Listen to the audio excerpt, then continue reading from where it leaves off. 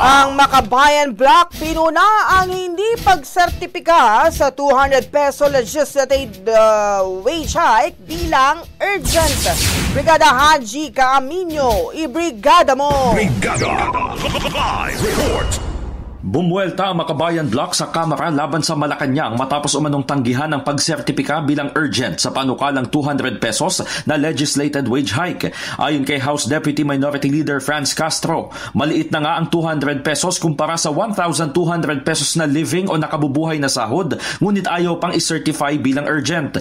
Malinaw niya na ang prioridad ng Administrasyong Marcos ay iantala ang magpapaginhawa sana sa mga manggagawa. Punto ni Castro, napakabilis ng pamahalaan na magpatupad ng mga polisiya na magpapabigat sa pasan ng mga karaniwang Pilipino gaya ng fare hike sa LRT.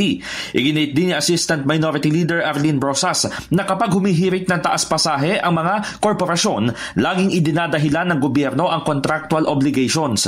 Pero kapag umento sa sahod na ang usapan, bigla na lamang umanong may bureaucratic processes na dapat sundin. Dahil dito, nanawagan na Makabayan kay Pangulong Bongbong Marcos na aksyon na ang hiling na sertipikasyon, lalo't ang Regional Tripartite Wages and Productivity Boards ay katiting lamang umano kung mag-aproba ng umento.